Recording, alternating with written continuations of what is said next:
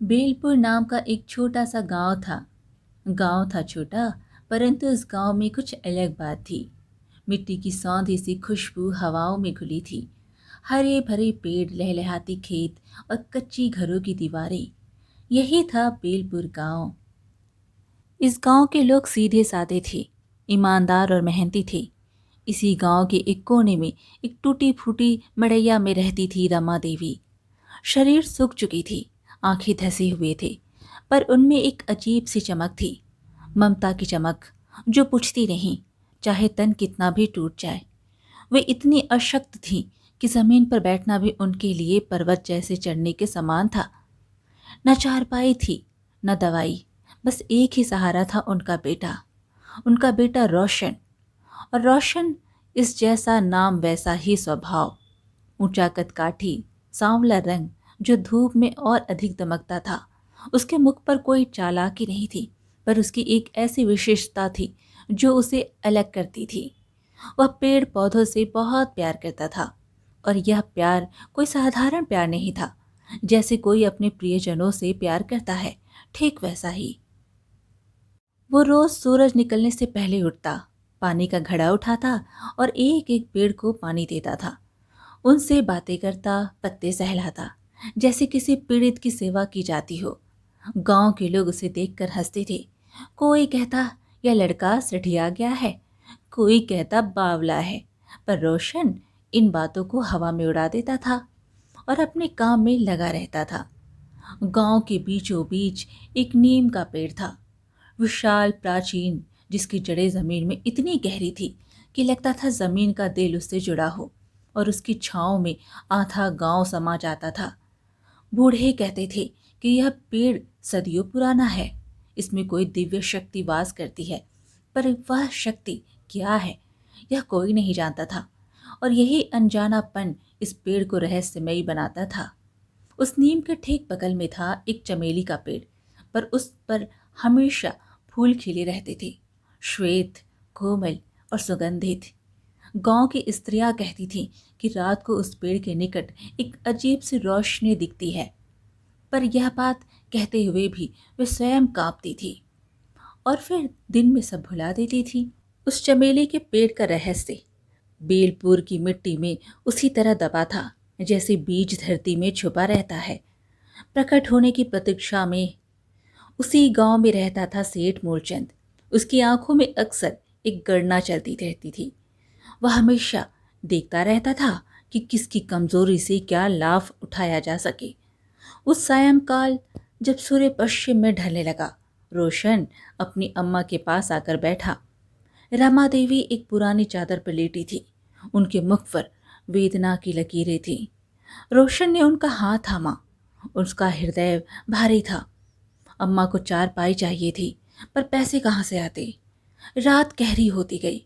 रोशन उठकर नीम के पेड़ के पास चला गया और उसकी जड़ के निकट बैठ गया। ना जाने क्यों उसे उस पेड़ के आसपास अपार शांति मिलती थी। रात का तीसरा पहर था। आकाश में तारे टिमटिमा रहे थे। गांव सो चुका था। केवल झिंगुरों की आवाज थी जो रात के सन्नाटे को और गहरा कर रही थी। रोशन नीम की जड़ के निकट घुटने मोड़कर बैठा था। उसकी आंखों से आंसू बह रहे थे, बिना किसी शब्द के, बिना किसी आवाज के। जो दर्द भीतर हो वह आंखों से ही बाहर आता हो, होठों से नहीं। और तभी वह हुआ जो कभी किसी ने सोचा नहीं था। नीम की पत्तियां सरसराई, एक नहीं, दो नहीं, पूरा पेड़ एक साथ झूम उठा, जैसे किसी ने उसे भीतर से जगाया हो। हवा का एक भी झोंका नहीं था, पर शाखाएं हिल रही थी।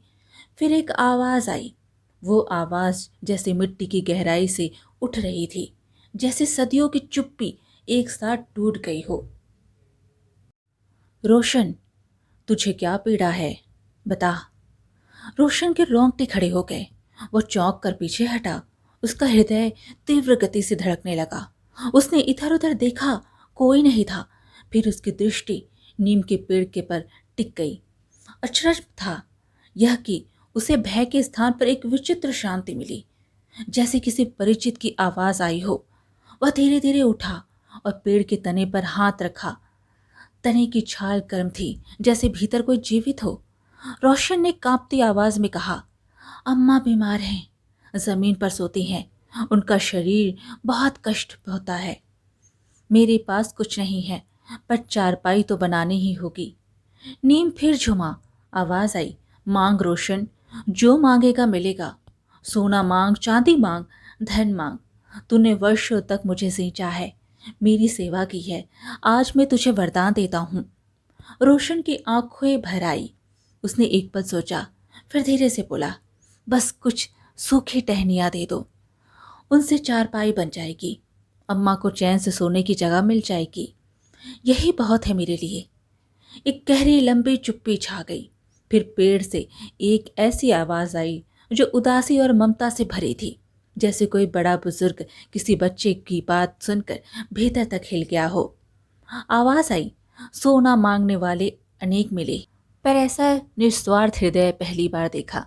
जा रोशन, तेरी माँ की सेवा स्वयं धर्म है। उसी क्षण नीम की सूखी टहनियाँ टूट टूट कर जमीन पर गिरने लगी।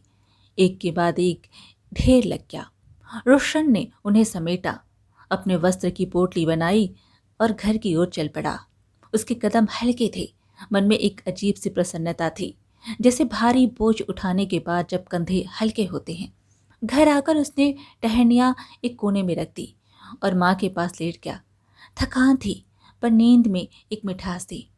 प्रातःकाल सूर्य की प्रथम किरण जब खिड़की की दरार से भीतर आई तो कमरे में एक अजीब सी चमक फैल गई। रमा देवी पहले जागी। उन्होंने आंखें खोली और जो देखा उससे उनकी सांसें रुक गई। कोने में रखी टहनियां शुद्ध सोने में बदल चुकी थी। वे कांपती आवाज से बोली, रोशन उठ बेटा उठ। रोशन उठा, देखा तो स्तब्ध रह गया। उसने आंखें मली, फिर से देखा, टहनियां वही थी, वही आकार, वही रूप, पर अब वे सोने की थी, दमकती, जगमगाती।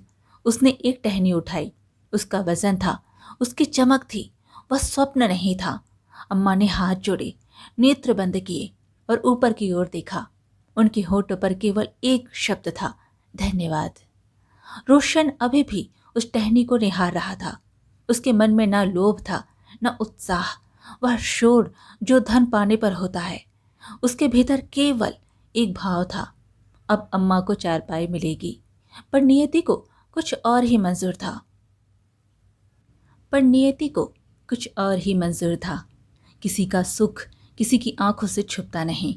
और सेठ मूलचंद की आंखें तो पूरे गांव पर लगी रहती थी, जैसे चील की दृष्टि धरती पर पड़ती है, हमेशा शिकार की खोज में। उस दिन बाजार में जब रोशन एक टहनी लेकर निकला तो सेठ की तिरछी निगाह उस पर पड़ी। सोने की चमक को लालची आंखें दूर से पहचान लेती हैं। सेठ के मन में एक बीज पड़ा, लालच का बीज, जो धीरे धीरे एक विष वृक्ष बनने वाला था। सेठ मूलचंद का घर गांव में सबसे बड़ा था। ऊंची दीवारें, चौड़ा आंगन और तिजोरियां जो धन से भरी थी, पर जिसके भीतर संतोष नहीं होता, उसके लिए सारी दुनिया का धन कम पड़ जाता है। सेठ उस रात को सो नहीं सका। आंखें बंद होती तो सोने की टहनी की चमक सामने आ जाती। मन में एक ही प्रश्न घूमता रहा, यह सोना आया कहाँ से? प्रातःकाल उठते ही उसने अपने मुनीम को बुलाया और आदेश दिया कि रोशन की हर गतिविधि पर नजर रखी जाए। सेठ का लालच अब एक योजना का रूप लेने लगा। जो मनुष्य धन के लिए अपना विवेक बेच देता है, वह अपने ही हाथों अपना सर्वनाश करता है। पर सेठ को यह कहाँ दिखता था। उसी दोपहर सेठ रोशन के घर पहुंचा। मुख पर मीठी मुस्कान थी, जैसे नीम पर मिश्री पोत दी गई हो। उसने रमा देवी को प्रणाम किया और रोशन की पीठ थपथपाते हुए बोला, अरे भाई रोशन, सुना है तुम बहुत मेहनती हो। आज मेरे मन में आया कि पड़ोसी के काम आऊं। रोशन सीधा था, निश्चय था। उसे क्या पता था कि मीठे बोलों के पीछे कितना जहर छुपा होता है। उसने सेठ को बुलाया। सेठ की नज़र कोने में रखी सोने की टहनियों पर पड़ी। आंखें चमक उठी, पर उसने भाव छुपाए और बोला, अरे यह पीतल की टहनियाँ कहाँ से लाए? मैं तो सोना समझ बैठा था। धोखा हो गया। रोशन ने एक बार टहनियों को देखा। उसे कुछ अजीब लगा, पर वह बोला नहीं। सेठ मूलचंद वहां कुछ देर बैठा, बातों में उलझाता रहा और बीच बीच में इधर उधर हाथ फेरता रहा। जाते समय उसने इतनी चालाकी से सोने की टहनियाँ उठाकर अपने थैले में डाली और पीतल की टहनियाँ वहां रख दी कि किसी को भनक तक नहीं लगी। चोर के हाथ तेज होते हैं और नियत काली। सेठ मूलचंद चला गया। शाम को रोशन ने जब टहनियाँ उठाई तो उसका मन एक पल के लिए ठिठक गया। यह पीतल था, वही आकार वही रूप, पर सोने की चमक कहाँ गई? उसने सोचा शायद धूप में रंग बदल गया, पर भीतर कुछ था जो बेचैन था। रमा देवी ने अपने बेटे का मुख देखा। माँ की आंखें धोखा नहीं खाती। उन्होंने टहनी हाथ में ली, परखा और धीरे से बोली, बेटा, किसी ने छल किया है। रोशन का मन भारी हो गया, पर उसने अम्मा को धीरज बंधाया। अम्मा, जो गया सो गया, ईश्वर देखता है सब। पर भीतर एक पीड़ा थी जो चुप रहकर जलती रही। उधर सेठ मूलचंद सोने की टहनियाँ लेकर घर पहुंचा।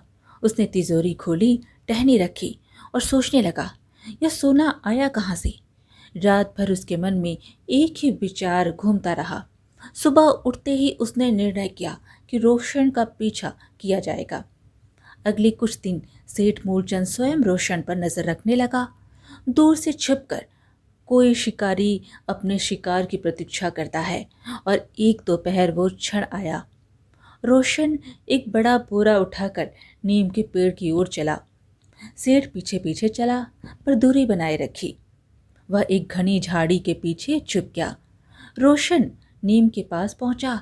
उसने पेड़ को प्रणाम किया, पानी दिया और फिर जमीन पर बिखरे हुए सूखे पत्ते और टहनियाँ बड़े प्रेम से बोरे में भरने लगा। एक एक पत्ता ऐसे उठाता जैसे कोई बहुमूल्य वस्तु संभाल रहा हो। उसके मुख पर एक शांत संतोष था। सेठ झाड़ी के पीछे से यह सब देख रहा था। उसकी समझ में नहीं आया, केवल पत्ते और टहनियाँ, पर मन ने कहा, इसी में कोई रहस्य है।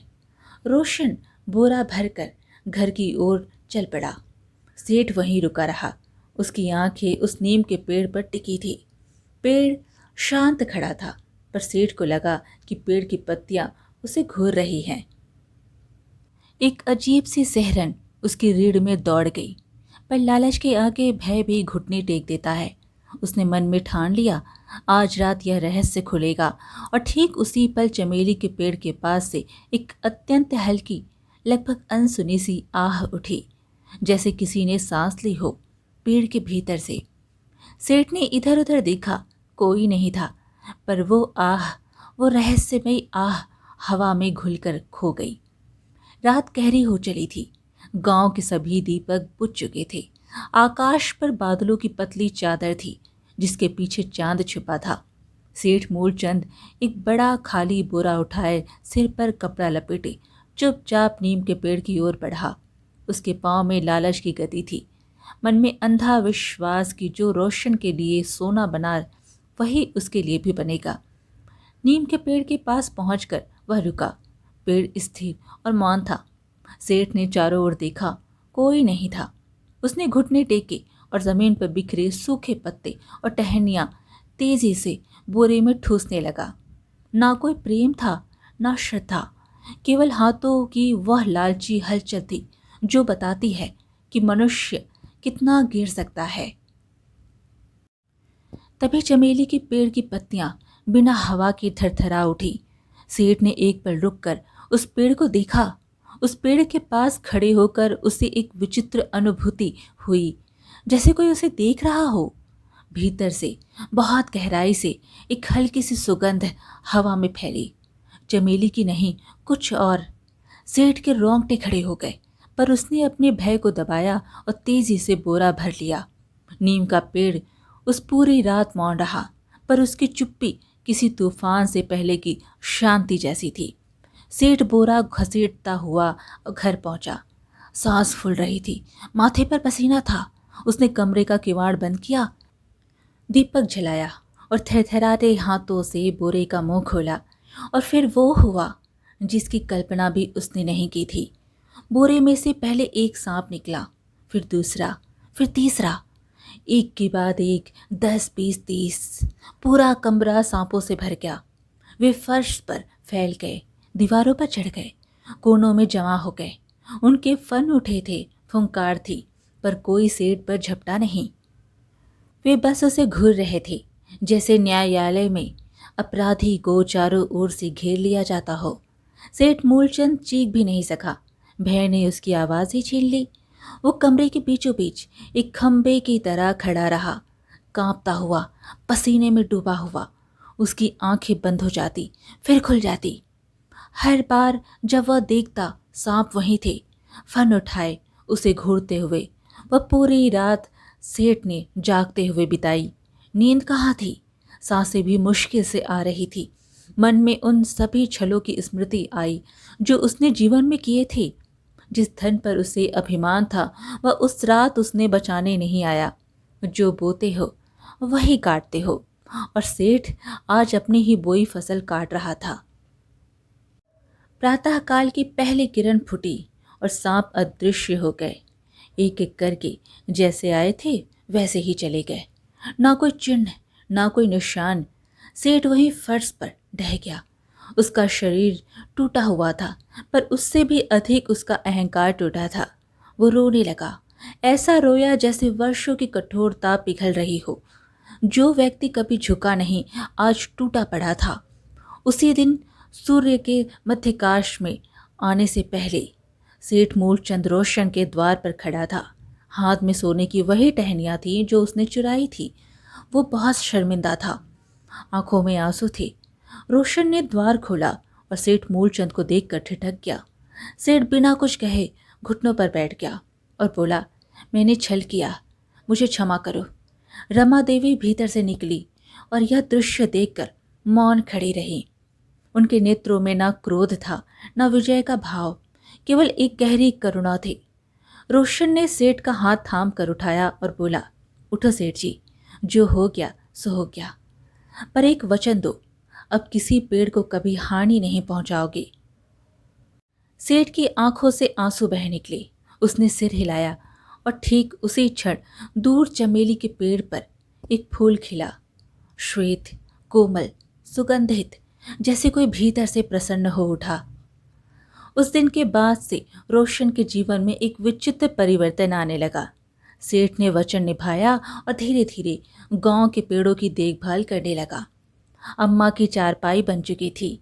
रमा देवी पहली बार वर्षों बाद किसी सुखद आधार पर लेटी थी और उनके मुख से जो तृप्ति थी वह रोशन के लिए सारे संसार के धन से बढ़कर थी। पर एक बेचैनी थी जो रोशन को चैन नहीं लेने देती थी। वह बेचैनी उस चमेली के पेड़ के कारण थी। जब भी वह उस पेड़ को पानी देता, उसे लगता जैसे कोई उसे देख रहा है।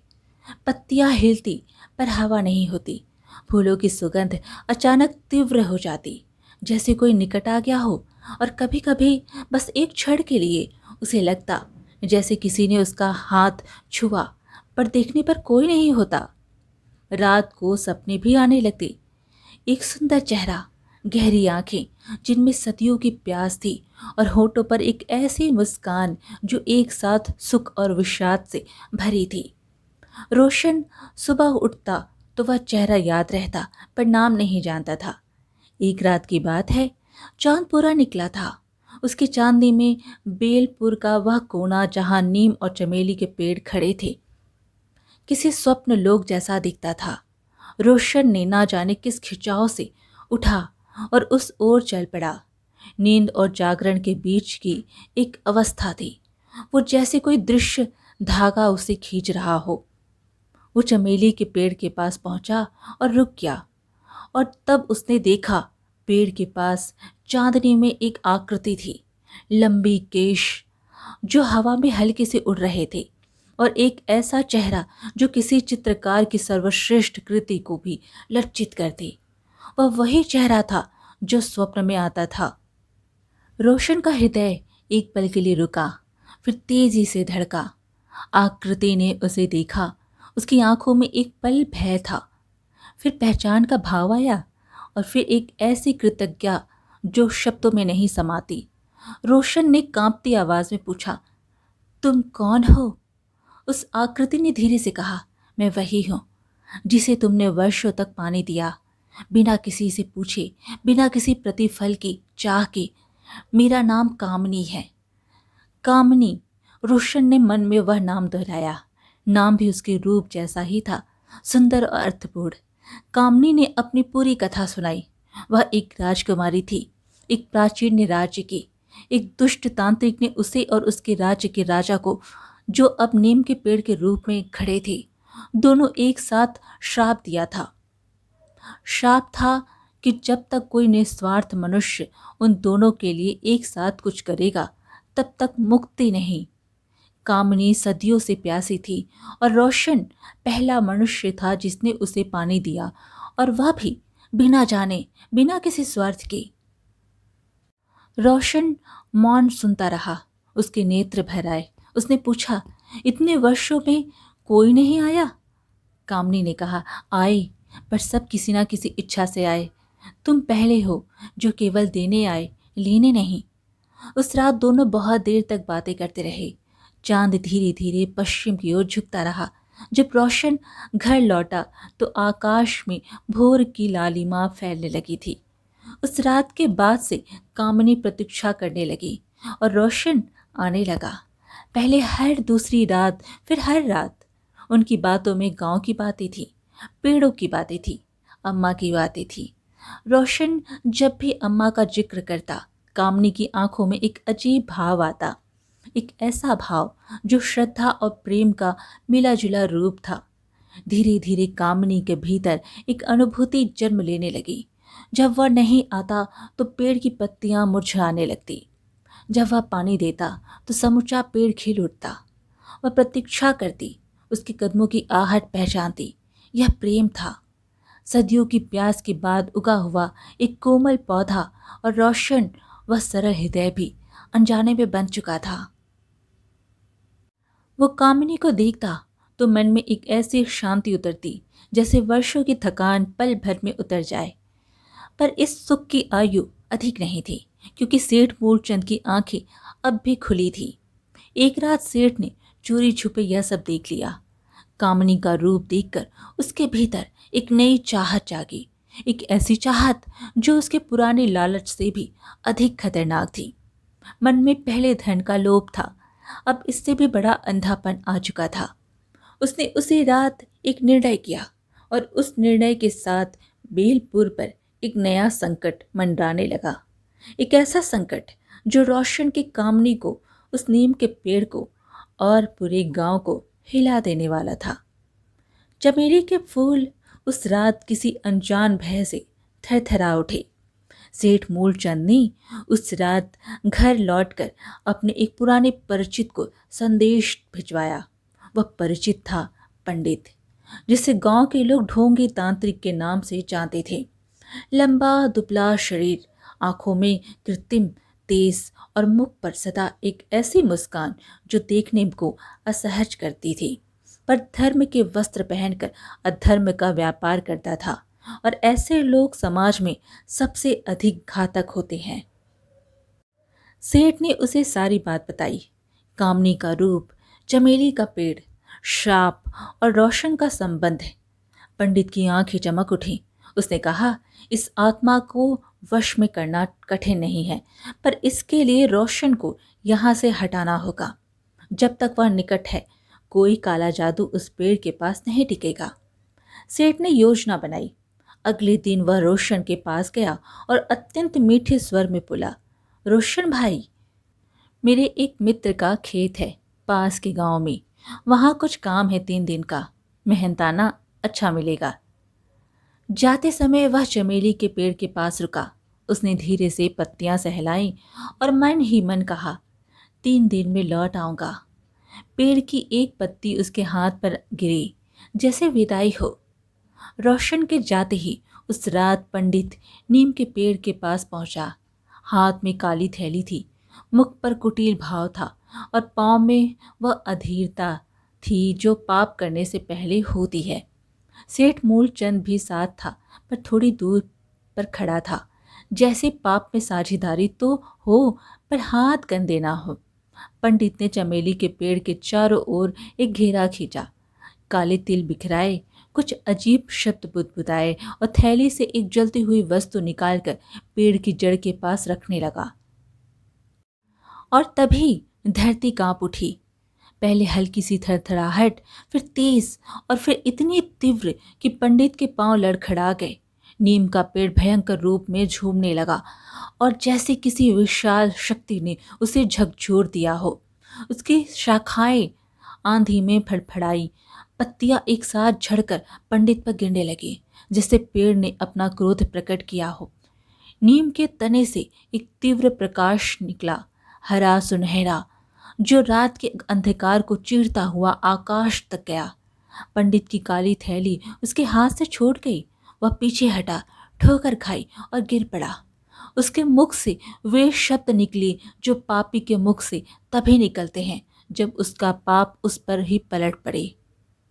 सेठ ने यह सब देखा और वह भागा, अंधेरे जंगल में भागा, जहां रास्ता नहीं था, दिशा नहीं थी। पेड़ जैसे उसका मार्ग रोक रहे थे। जिस ओर जाता शाखाएं आड़ी आ जाती। वह जंगल में भटक गया। उधर चमेली के पेड़ से करुण आवाज उठी, जैसे कोई भीतर से चीख रहा हो, पर चीख भी पूरी ना हो पाए। कामनी भयभीत थी, व्याकुल थी। उसने उस रात सपने में रोशन को पुकारा, तीव्र आर पुकार, जल्दी आओ, संकट है। और उधर 3 कोस दूर एक खेत की मड़ैया में सोया रोशन अचानक उठ बैठा। उसका हृदय तेजी से धड़क रहा था। आंखें खुली तो सामने केवल अंधकार था, पर मन में एक ही बात थी, चमेली का पेड़, कामिनी। वो उठा, न रोका न सोचा। रात के अंधकार में 3 कोस की राह पांव खींचता रहा। कांटे चुभे, पत्थर लगे, पर उसके पांव नहीं रुके। गांव पहुंचते पहुंचते भोर होने में थोड़ा समय था। रोशन सीधे जंगल की ओर गया, जहां सेठ भटक रहा था। उसने आवाज लगाई। सेठ की कांपती आवाज सुनाई थी। रोशन उस दिशा में बढ़ा और सेठ को ढूंढ निकाला। सेठ की अवस्था देखकर मन पसीज गया। वह कांप रहा था, वस्त्र फटे थे, मुख पर भय की ऐसी छाप थी जो रात भर की यातना की गवाही दे रही थी। रोशन ने उसका हाथ थामा और उसे बाहर लेकर आया। यही वह क्षण था, यही वह निस्वार्थ कर्म था जिसकी प्रतीक्षा सदियों से थी। जिस शत्रु ने उसे धोखा दिया था, जिसने उसके प्रेम को मिटाने की कोशिश की, उसी को रोशन ने अंधेरे जंगल से निकाला, बिना किसी प्रतिशोध के, बिना किसी शर्त के। नीम का पेड़ और चमेली का पेड़ दोनों एक साथ एक तीव्र प्रकाश से भर उठे। आकाश में सूर्योदय हो रहा था और उस सुनहरी आभा में दोनों पेड़ जगमगा उठी। धरती एक बार फिर कांपी, पर इस बार उस कंपन में क्रोध नहीं था, मुक्ति थी। श्राप टूट रहा था। वो सुनहरी भोर थी जो बेलपुर ने शायद पहले कभी नहीं देखी थी। सूर्य की किरणें जैसे उस दिन थोड़ी अधिक कोमल थी, थोड़ी अधिक उष्ण। हवा में चमेली की ऐसी सुगंध थी जो भीतर तक उतर आए, और उन दोनों पेड़ों से निकलता हुआ सुनहरा हरा प्रकाश आकाश में ऐसे फैल रहा था जैसे किसी ने दीपों की पूरी माला एक साथ जला दी हो। रोशन सेठ का हाथ थामे खड़ा था। उसकी आंखें उन दोनों पर पेड़ों पर थी। उसके मन में ना प्रश्न था न भय। एक ऐसी शांति थी जो तब आती है जब मनुष्य सही मार्ग पर चल रहा हो। और तब नीम के पेड़ का प्रकाश एक साथ भूमि पर उतरा। एक आकृति प्रकट हुई, वृद्ध, गरिमाई, श्वेत वस्त्र, माथे पर तेज और नेत्रों में सदियों की थकान के बाद की वह तृप्ति जो मुक्ति मिलने पर आती है, जो शापित राजा था। नीम के पेड़ का रूप धरकर युगों से खड़ा प्रतीक्षा। राजा ने रोशन को देखा और उसके आंख भर आए। उन्होंने कहा, तेरे पिता ने इस मार्ग पर पहला कदम रखा था, पर वह पूरा ना कर सके। तूने उनका अधूरा संकल्प पूरा किया। तू केवल एक पुत्र नहीं, तू एक युग का उत्तर है। रोशन स्तब्ध रह गया। पिता का नाम सुनते ही उसकी छाती भारी हो गई। वे पिता जो बचपन में ही चले गए थे, जिनका मुख भी धुंधला पड़ गया था स्मृति में, वे भी इस कथा का भाग थे। जड़ें कितनी गहरी होती है यह उस क्षण उसे समझ आया, और तब नीम के पेड़ से वह प्रकाश उतरा। कामिनी, पर आज रात वाली कामनी नहीं, आज वह पूर्ण थी, जीवित थी, मानवीय थी। श्वेत वस्त्र, केशों में चमेली के फूल, और वे आंखें, वे गहरी आंखें जिनमें अब प्यास नहीं थी, तृप्ति थी। वह रोशन के सामने आकर खड़ी हो गई और उसके नेत्रों से अश्रु बह निकले। उसने कहा, सदियों से प्रतीक्षा थी, तुमने जाना भी नहीं और मुझे जीवन दे दिया। रोशन के होंठ कांपे, वह कुछ बोल नहीं सका। प्रेम जब सच्चा होता है तो शब्द कम पड़ जाते हैं। उसी क्षण रमा देवी भी वहां आ पहुंची। उन्होंने कामनी को देखा और एक पल रुकी, फिर उन्होंने अपनी दोनों बाहें फैला दी। कामनी दौड़कर उनसे लिपट गई, जैसे सदियों की अनाथ आत्मा को मां मिल गई हो। रमा देवी ने उसके केशों पर हाथ फेरा और बोली, आज से यह घर तेरा भी है। गांव धीरे धीरे जागने लगा था। लोग उस अद्भुत प्रकाश की ओर खींचे आ रहे थे। जब उन्होंने यह सब देखा तो कुछ की आंखें फटी रह गई, कुछ ने हाथ जोड़ लिए और कुछ के नेत्रों से अश्रु बह निकले। वृद्ध राजा ने रोशन और कामनी का विवाह उसी भोर में संपन्न कराया।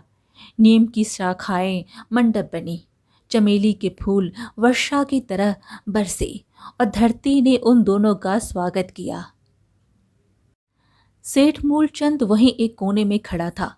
उसके मुख पर अपराध बोध था, पर रोशन ने उसे बुलाया और कहा, आज की साक्षी तुम भी हो, और साक्षी तभी बनते हैं जब भाग्य चाहता है। सेठ की आंखें भर आई। उस दिन पहली बार उसे समझ आया कि जो धन उसने जीवन भर बटोरा वह उसे वह सुख नहीं दे सका जो इस एक भोर ने दे दिया।